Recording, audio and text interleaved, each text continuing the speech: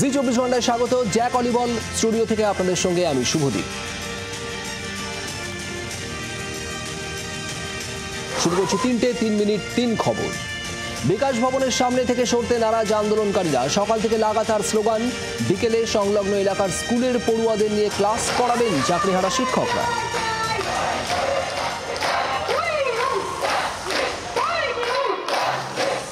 বিকাশ ভবনের সামনে উপস্থিত হয়েছেন স্বয়ং কবিগুরু রবীন্দ্রনাথ ঠাকুর। তিনি পুলিশকে ফুল দিতে চান। বিকাশ ভবনের সামনে শার্ট দিয়ে দাঁড়িয়ে থাকা পদস্থ পুলিশ কর্তারা, তার সঙ্গে রয়েছে র্যাব, রয়েছেন উচ্চ পদস্থ পুলিশ আধিকারিকরা, সামনে দাঁড়িয়ে রয়েছেন স্বয়ং রবীন্দ্রনাথ ঠাকুর। অথচ এই যে গোলাপ, এই গোলাপ দিয়ে যে গান্ধীগিরি, এই গান্ধীগিরি শেষ পর্যন্ত করা গেল না। তার কারণ পুলিশ কর্মীরা পরিষ্কার জানিয়ে দিলেন তারা অন ডিউটি, কারোর কাছ থেকে কোনো জিনিস কোনো অবস্থাতেই নিতে পারবেন না। জি24 ঘন্টার জন্য ক্যামেরা তরুণের সঙ্গে অয়ন, বিকাশ ভবন, বিধাননগর, কলকাতা। বিকাশ ভবনের সামনে রাস্তায় চাকরিহারারা বসে রয়েছেন।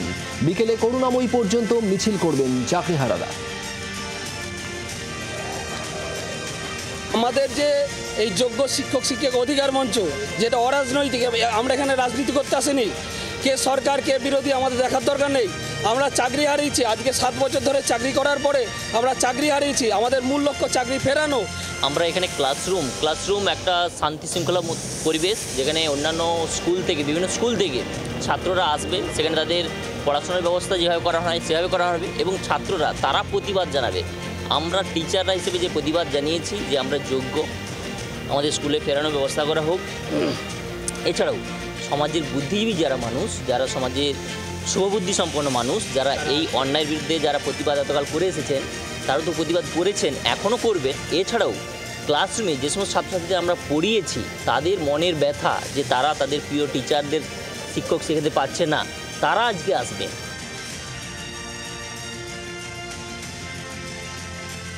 প্রতিবাদ আন্দোলনে সামিল হলেন কবিগুরু। আইএনটিইউসি সেবা দলের পক্ষ থেকে রবীন্দ্রনাথ সেজে আন্দোলনে সামিল। বিকাশ ভবনের সামনে উপস্থিত হয়েছেন স্বয়ং কবিগুরু রবীন্দ্রনাথ ঠাকুর। তিনি পুলিশকে ফুল দিতে চান। কেন ফুল দিতে চান পুলিশকে? কেন আপনার হাতে গোলাপ?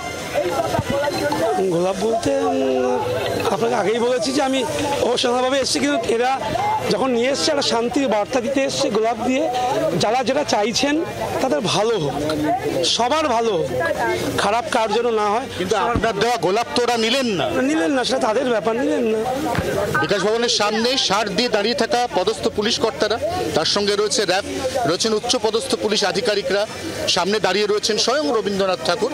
অথচ এই যে গোলাপ, এই গোলাপ দিয়ে যে গান্ধীগিরি, এই গান্ধীগিরি শেষ পর্যন্ত করা গেল না। তার কারণ পুলিশ কর্মীরা পরিষ্কার জানিয়ে দিলেন তারা অন ডিউটি, কারোর কাছ থেকে কোনো জিনিস কোনো অবস্থাতেই নিতে পারবেন না। জি24 ঘন্টার জন্য ক্যামেরা তরুণের সঙ্গে অয়ন, বিকাশ ভবন, বিধাননগর, কলকাতা। বিকাশ ভবনে ধর্নায় শিক্ষকরা। পুরো মেয়াদ চাকরি বহালের দাবি। রাজ্যের যুক্তি স্পষ্ট, বিষয়টি সুপ্রিম কোর্টে বিচারাধীন। আইনি পথে থেকে রাজ্য যতটা সম্ভব পাশে থাকবে। ইতিমধ্যে সুপ্রিম কোর্টে রিভিউ পিটিশন দায়ের করেছে রাজ্য। রাজ্যের যেই মন্তব্য, সেই বিষয়টা কিন্তু কার্যত প্রতিফলিত হলো রাজ্যের তরফে দাখিল হওয়া দুটো রিভিউ পিটিশন। যে রিভিউ পিটিশন সুপ্রিম কোর্টে ইতিমধ্যেই দাখিল হয়েছে, সেই দুটো রিভিউ পিটিশনেই কিন্তু রাজ্য যোগ্য প্রার্থীদের হয়েই কিন্তু কার্যত সওয়াল করেছে বা যোগ্য প্রার্থীদের বিষয়টি কিন্তু তুলে ধরেছে। এবং সেখানে দেখা যাচ্ছে যে দুটো রিভিউ পিটিশন, অর্থাৎ একটা সরকারি শিক্ষা দপ্তরের পক্ষ থেকে, আরেকটা দেখা যাচ্ছে এসএসসির পক্ষ থেকে, দুটো রিভিউ পিটিশনেই কিন্তু একটা জিনিস বলা হচ্ছে যে যারা যোগ্য, সুপ্রিম কোর্টের যে রায়, সেই রায় একটা জায়গায় বলেছে এখনো পর্যন্ত যাদের বিরুদ্ধে দুর্নীতির অভিযোগ পাওয়া হয়নি, সেটা সুপ্রিম কোর্টের রায় রয়েছে। সেক্ষেত্রে সুপ্রিম কোর্টের রায় যখন এই বিষয়টা রয়েছে, যাদের বিরুদ্ধে দুর্নীতির অভিযোগ পাওয়া যায়নি, তাহলে তাদের কেন চাকরি যাবে? একদিকে চাকরিহারাদের ধর্ণা, অন্যদিকে চাকরি প্রার্থীদের বিক্ষোভ। কলেজ স্কোয়ারে ধর্ণায় টেট উত্তীর্ণরা। একদিকে সল্টলেকে বিকাশ ভবনের সামনে চাকরিহারারা আন্দোলন করছে, অন্যদিকে কলেজ স্কোয়ারে 2022-এর টেট যারা পাস করেছেন তাদের তরফ থেকে আন্দোলন চলছে। 3 দিন ধরে তারা আন্দোলন চালাচ্ছেন। ইতিমধ্যে সেই আন্দোলনের ছবিটা আমরা দেখাচ্ছি। সেখানে দেখা যাচ্ছে একটি ভিক্ষা পাত্র তারা সাজিয়ে রেখেছেন এবং সেই ভিক্ষা পাত্রে ভিক্ষা দিতে দেখা যাচ্ছে যারা রয়েছেন তাদের একটাই দাবি, অবিলম্বে 50,000 যে শূন্য পদ রয়েছে সেই শূন্য পদে নিয়োগ দিতে হবে। চাকরিহারারা যে আন্দোলনের রূপ দেখিয়েছে তার থেকে ভয়ঙ্কর হয়ে উঠতে পারেন, কারণ তারা চাকরি প্রার্থী। এই হুঁশিয়ারি দেখা যাচ্ছে একেবারে 2022-এ যারা চাকরি প্রার্থীরা রয়েছেন, টেট প্রার্থী যারা রয়েছেন তাদের ক্যামেরা দেবশিক চন্দ্রের সঙ্গে অয়ন শর্মা, জি24 ঘন্টা, কলকাতা। 2022 সালে টেট পরীক্ষায় উত্তীর্ণ হয়েছেন, কবে মিলবে চাকরি? প্রশ্ন টেট উত্তীর্ণ চাকরি প্রার্থীদের। আমাদের প্রাথমিকে যে 50,000 শূন্যপদ রয়েছে তার বিজ্ঞপ্তি অবিলম্বে দিতে হবে এবং আমাদের নিয়োগ করতে হবে। আমরা মুখ্যমন্ত্রীর হস্তক্ষেপ চাইছি যে আমাদের ইন্টারভিউটা ব্যবস্থা করার জন্য। আমাদের একটাই দাবি, আমাদের 50,000 ভ্যাকেন্সি যেটা আছে সেটা দিয়ে অবিলম্বে আমাদের নিয়োগ দেওয়া হোক। আমাদের দাবি ইন্টারভিউ নোটিশ। 2022 সালের প্রাথমিক টেট হয়েছিল, প্রাথমিক শিক্ষা পর্ষদ সভাপতি বলেছিলেন এবার থেকে বছরে 2 বার নিয়োগ, কোনো টেট পাস বসে থাকবে না, কিন্তু আজ পর্যন্ত আমরা সুযোগটুকু পাইনি। আমরা মাননীয়কে বলছি আপনি ভাতা বন্ধ করুন, আপনি আমাদের নিয়োগ দিন, আমরা শুধু নিয়োগটুকু চাই। গতকাল বিকাশ ভবনে চাকরিহারারা গেছে, কিন্তু আগামী দিনে যখন প্রাথমিক চাকরি প্রার্থীরা যখন প্রাথমিক শিক্ষা পর্ষদে যাবে তখন কিন্তু কিছু বলা যাবে না। 26-এর আগে তৃণমূলের শুরু রদবদল, এবার কি যুব সংগঠনেও বদল? বদল হতে পারেন তৃণমূল যুব সভাপতি, সূত্রের খবর। তৃণমূল কংগ্রেসের সাংগঠনিক রদবদল শুরু হয়ে গেছে এবং তার সঙ্গে শুরু হয়েছে আরও জল্পনা। তবে কি এবার যুব সংগঠন বা ছাত্র সংগঠনেও পরিবর্তন হতে চলেছে? যুবর সংগঠনে যদি পরিবর্তন হয় তবে কি যুবর যিনি সভাপতি বর্তমান তাকে কি সরানো হতে পারে তার পদ থেকে? যদি তাকে সরানো হয় তাহলে পরবর্তী যুবর সভাপতিকে, সেই নিয়ে চলছে জোর চর্চা তৃণমূলের অন্দরে। সেক্ষেত্রে যেটা জানা যাচ্ছে যে যতজনের নাম নিয়ে আলোচনা চলছে যুব সভাপতি হওয়ার জন্য, তার মধ্যে সবচেয়ে এগিয়ে জয়া দত্ত, যিনি তৃণমূল কংগ্রেসের ছাত্র পরিষদের একসময় সভাপতি ছিলেন এবং ছাত্র সংগঠন করা মেয়ে। সুতরাং তার হাতেই আগামী দিনে যুবর দায়িত্ব দিতে পারে তৃণমূল কংগ্রেস বলে জানা যাচ্ছে। ছাত্র সভাপতি তিনি অভিজ্ঞতা রয়েছে এবং যুব সভাপতির দৌড়ে অনেকটাই এগিয়ে রয়েছে এই মুহূর্তে জয়া দত্ত। যদি মমতা বন্দ্যোপাধ্যায়, অভিষেক বন্দ্যোপাধ্যায়রা যুব সংগঠনে পরিবর্তন ঘটান, যুব সভানেত্রীর পরিবর্তন ঘটান, তাহলে সেক্ষেত্রে জয়া দত্ত কিন্তু অনেকটা এগিয়ে বলে মনে করছে রাজনৈতিক মহল। জি24 ঘন্টার জন্য ক্যামেরায় পার্থ পাল্লের সঙ্গে প্রবীর চক্রবর্তী, কলকাতা। কূটনৈতিকভাবে পাকিস্তানকে আরও কোণঠাসা করতে রাজনৈতিক একতাকে অস্ত্র করছে ভারত। পহেলগাঁওয়ে জঙ্গি হামলা, সীমান্ত পারের সন্ত্রাসে পাকিস্তানের মদদ দেওয়া ইত্যাদি বিষয়ে বিশ্বের সামনে তুলে ধরতে 40 জন সাংসদকে বিভিন্ন দেশে পাঠাচ্ছে কেন্দ্র।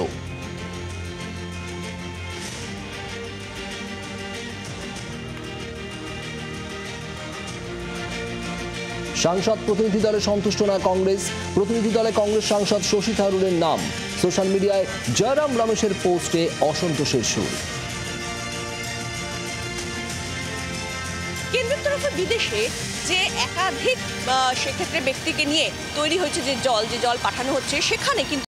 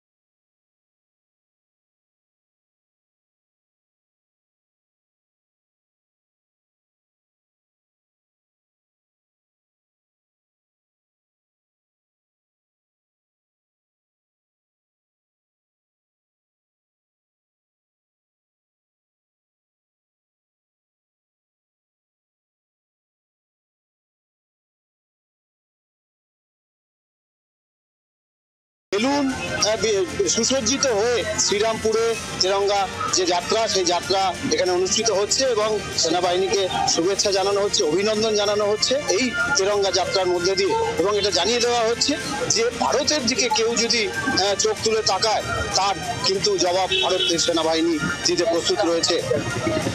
শ্রীরামপুর থেকে বিধান সরকার, জি24 ঘন্টা। 13,000 কোটি টাকার জালিয়াতির অভিযোগ, ইডির হাতে গ্রেপ্তার রাষ্ট্রায়ত্ত ব্যাংকের ম্যানেজার। 1400 কোটি টাকার ব্যাংক জালিয়াতি মামলায় একটি রাষ্ট্রায়ত্ত ব্যাংকের অবসরপ্রাপ্ত সিএমডিকে গ্রেপ্তার করল এনফোর্সমেন্ট ডিরেক্টর। পাশাপাশি একাধিক সংস্থার নামে যে লোন স্যাংশন করা হয়েছিল সেগুলোর আদতে কোনো রকম অস্তিত্ব নেই।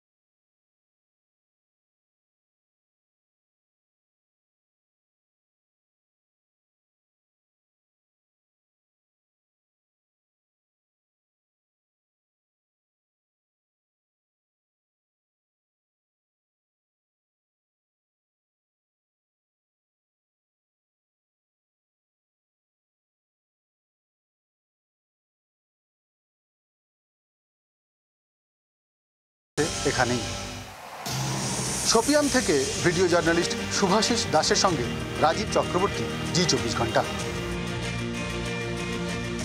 ভারত পাকিস্তান উত্তেজনার মাঝেই বড়সড় অভিযান হরিয়ানা পুলিশের। পাকিস্তানের হয়ে গুপ্তচর বৃত্তির অভিযোগে গ্রেপ্তার করা হলো এক যুবককে। 28 বছর বয়সী ওই যুবকের নাম নোমান ইলাহি। উত্তরপ্রদেশের শামলি জেলার বাসিন্দা ওই যুবককে মঙ্গলবার পানিপথ থেকে গ্রেপ্তার করে হরিয়ানা পুলিশ। পাক গুপ্তচর সন্দেহে ধৃত হরিয়ানার পানিপথ থেকে নোমান ইলাহিকে দফায় দফায় জিজ্ঞাসাবাদ। নোমান ইলাহিকে সঙ্গে নিয়ে তার পৈতৃক বাড়িতে হানা দেন তদন্তকারী আধিকারিকরা এবং সেখান থেকে একাধিক গুরুত্বপূর্ণ নথিপত্র পাওয়া গিয়েছে। এই নোমান ইলাহির সঙ্গে সরাসরি যিনি পাক আইএসআই হ্যান্ডলার অর্থাৎ ইকবাল কানা, তার সঙ্গে যোগসূত্র পাওয়া গেছে, ডাইরেক্ট কানেকশন ছিল এবং যে সমস্ত হোয়াটসঅ্যাপ কনভারসেশন এখনো পর্যন্ত উঠে এসেছে তাতে কিন্তু কাইরানা বলে যে এলাকা রয়েছে সেই এলাকার নাম উঠে আসছে। এই নোমান ইলাহির কাছে কিন্তু বিভিন্নভাবে বিভিন্ন মারফত বিভিন্ন অ্যাকাউন্ট দিয়ে পাকিস্তান থেকে টাকা এসে পৌঁছাতো এবং এই ফান্ডিং কে বা কারা করতো, এর নেপথ্যে কারা রয়েছে এবং কোন মাধ্যমে এই ফান্ডিং হতো তাও কিন্তু জানার চেষ্টা করা হচ্ছে। এবং কারা কারা সব থেকে বড় কথা যে এই আইএসআই নেটওয়ার্কের মধ্যে রয়েছে তাদেরকে খুঁজে বের করার চেষ্টা করা হচ্ছে, এমনটাই কিন্তু তদন্তকারীদের সূত্রে জানা যাচ্ছে। জি24 ঘন্টার জন্য ক্যামেরায় দেবাশিস বটবেলের সঙ্গে বিক্রম দাস, কলকাতা। পাক এয়ারবেসে ভারতের প্রত্যাঘাত, স্বীকারোক্তি পাকিস্তানের প্রধানমন্ত্রীর। নূর খান এয়ারবেসে মিসাইল হামলা। পাকিস্তানের সবচেয়ে বড় এয়ারবেস নূর খান সহ 11টি এয়ারবেসে ভারতের স্ট্রাইকের কথা স্বীকার পাকিস্তানের প্রধানমন্ত্রী।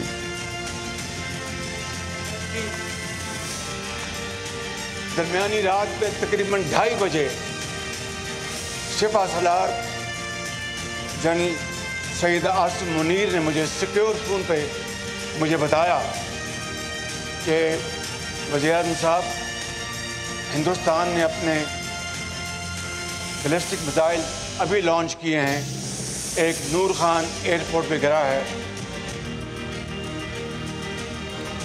খাস কলকাতায় অগ্নিদগ্ধ দেহ উদ্ধারের রহস্য। বাগবাজারে নিবেদিতা লেনে নির্মীয়মান বাড়িতে মিলেছে দেহ। এই হলো সেই নির্মীয়মান বহুতল যেখানে একটি অগ্নিদগ্ধ দেহ উদ্ধার হয়েছে, যেটা আমরা জানতে পারছি। স্থানীয় বাসিন্দারা প্রথমে এই বিল্ডিংয়ের ভেতরে জ্বলন্ত অবস্থায় এক ব্যক্তিকে দেখতে পায়, তারপরেই তারা পুলিশ আধিকারিকদেরকে খবর দেয়।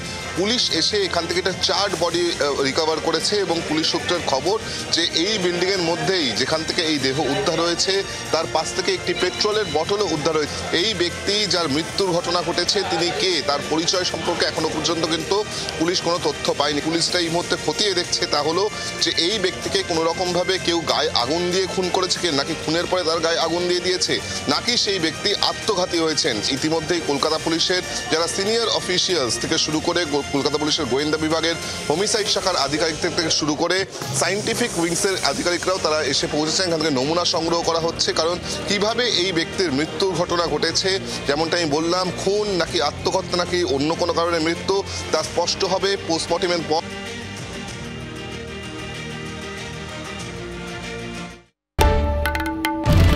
বাংলার আওয়াজ, বাঙালির আবেগ, জি 24 ঘন্টা।